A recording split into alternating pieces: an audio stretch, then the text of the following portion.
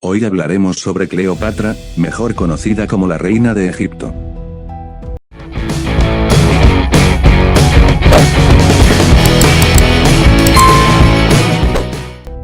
Cleopatra, una de las pocas mujeres que gobernaron el antiguo Egipto, estaba destinada a ser la última de su dinastía. Pero aunque se piensa que era una gran belleza que sedujo a Julio César y Marco Antonio, los historiadores no están seguros de cómo era Cleopatra.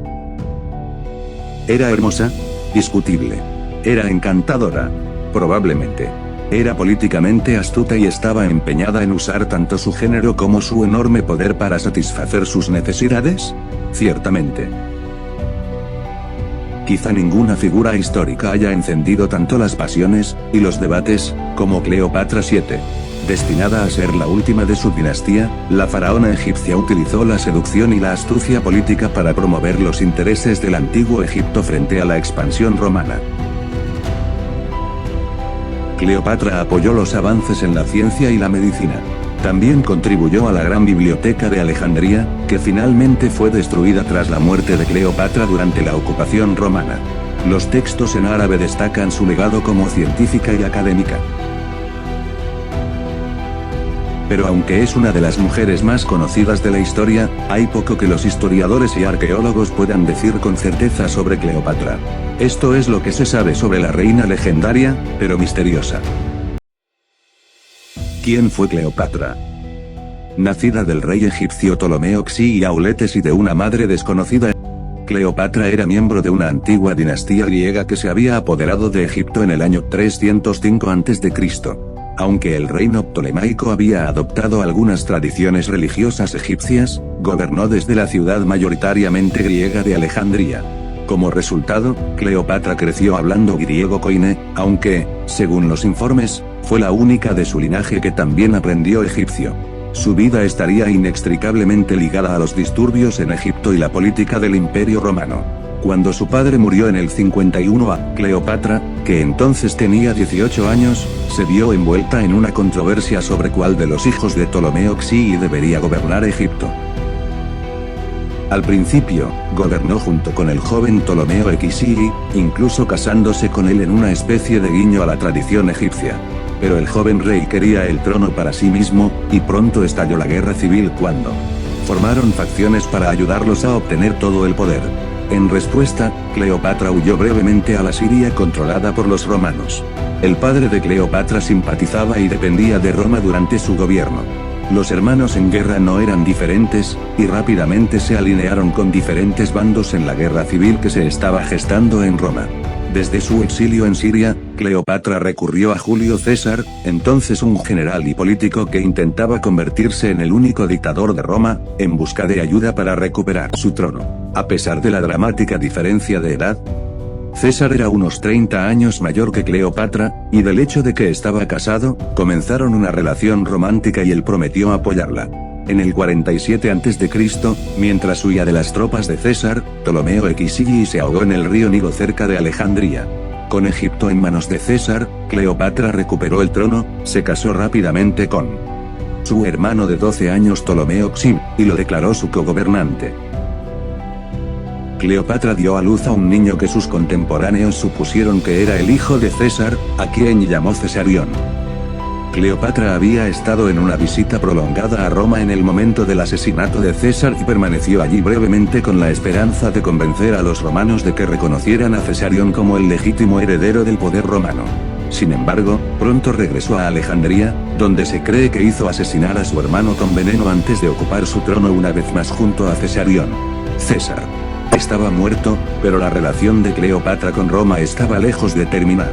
El general romano Marco Antonio, que había ascendido al poder como uno de los 3 líderes conjuntos o triunviros de Roma, exigió una reunión con Cleopatra en un esfuerzo por continuar la alianza egipcio-romana. Ansiosa por mantener la estrecha relación de Egipto con Roma, Cleopatra viajó a Tarso en la actual Turquía, para encontrarse con él en el 41 a.C. Se cree que Cleopatra llegó a Tarso con gran estilo en una suntuosa barcaza. Cleopatra invirtió sus excursiones en el océano con trajes cuidadosamente elegidos, asociaciones divinas, telas y joyas caras, música y esencias exóticas, escribe la historiadora del arte Diana E. Kleiner. La faraona pretendía impresionar, y funcionó. Casi de inmediato, inició una tórrida relación amorosa con el casado Antonio, quien se mudó a Alejandría para estar con ella. Pero el enamoramiento de Antonio con Cleopatra, y los supuestos excesos de su vida en la sede del poder egipcio, llevaron a la caída de ambos. El gobernante romano se sumergió en una guerra abierta con sus cotriunviros y su propio pueblo, a quienes les molestaba lo que veían como la influencia de Egipto en los asuntos romanos. Después de una batalla en el año 30 a.C., la reina egipcia se dio cuenta de que las tropas de Antonio se dirigían a la derrota total. Así que se atrincheró en su mausoleo real y le dijo a Antonio que planeaba suicidarse. En respuesta, Antonio se apuñaló y finalmente murió en sus brazos. Cleopatra intentó negociar con Octavio, el antiguo cogobernante de su amante, pero cuando se dio cuenta de que él tenía la intención de llevarla cautiva y exhibirla por las calles como premio, volvió a atrincherarse en su tumba con algunos sirvientes y se suicidó, probablemente con veneno. El gobierno de su dinastía había terminado y Roma se apoderó de Egipto. Cuenta la leyenda que Cleopatra se quitó la vida con la ayuda de una víbora venenosa llamada Aspi, pero no hay pruebas. Los arqueólogos tampoco han encontrado nunca el mausoleo donde ella, y probablemente Antonio, murieron. Como escribió Chip Brown para la edición de julio de 2011 de National Geographic, la mayor parte de la gloria que fue la antigua Alejandría ahora se encuentra a unos 6 metros bajo el agua. Tampoco hay forma de medir la precisión de las representaciones históricas de la reina, que son profundamente contradictorias y muestran los sesgos de su tiempo. Algunas monedas existentes muestran a Cleopatra como una mujer de aspecto sencillo, mientras que otras representan una imagen especular de Antonio, lo que refleja las opiniones de sus creadores sobre la relación de la gobernante con su amante romano. Los debates también continúan sobre la raza de Cleopatra, aunque los historiadores señalan que no solo no lo sabemos con seguridad, sino que nuestro concepto actual de raza no existía en la época de Cleopatra. Las fuentes escritas sobre Cleopatra también son escasas. La biblioteca de Alejandría fue destruida varias veces, llevándose consigo relatos contemporáneos de la faraona. Según el antiguo cronista Plutarco, cuya biografía de Antonio es uno de los relatos más detallados del reinado de Cleopatra, se la describe como la belleza más brillante y griega, en la cúspide del poder intelectual. Pero escribió sobre la reina egipcia cientos de años después de su muerte, y aportó un punto de vista decididamente romano a su trabajo sobre la reina. A pesar de nuestra falta de comprensión de la vida de Cleopatra, ella sigue siendo relevante hoy.